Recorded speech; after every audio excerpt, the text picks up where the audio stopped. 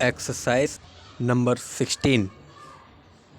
The equation of defense is your defense forces plus your industrial and technological background plus thirdly the economy of the country and fourthly the spirit of the people. Looking at the countries of the world, there are only two at the present moment which may be termed from the military point of view absolutely in the front rank. There are many other countries in between.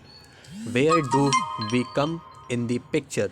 Here we are backward technologically and industrially, and yet, except for Japan, probably more industrialized at the present moment than any other country in Asia.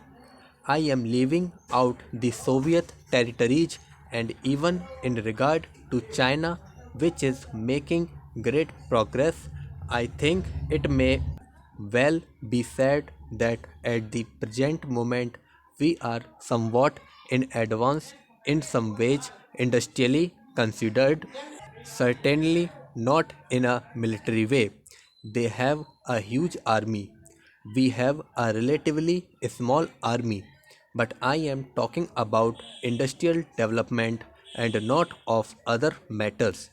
We belong, therefore, to the so called underdeveloped countries, though more advanced in some matters.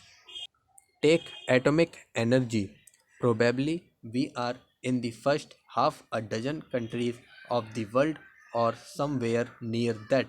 I do not exactly know, it is difficult to say. We are certainly not among the first three or four. We are in the next rank. An honorable member, I am told, said here, what is the good of your 5-year plans? You must concentrate on defense. That is a grave statement to make. But the 5-year plan is the defense plan of the country. What else is it? Because defense does not consist in people going about marching up and down the road with guns and other weapons. Defense consists today in a country being industrially prepared for producing the goods and equipment of defense. The right approach to defense is to avoid having unfriendly relations with other countries. Some honorable members in this house who talk in rather aggressive terms of neighboring countries and want to take brave action sword in hand serve no cause, certainly not the because of this country. It is one thing for us to be perfectly prepared because, however peaceful our policy may be, no responsible government can take the risk of an emergency arising which it cannot face. This we have to keep in mind at all times.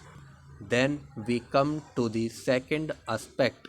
The strength of a country develops by industrial growth, which implies the capacity to make weapons of war for the army, the navy, or the force.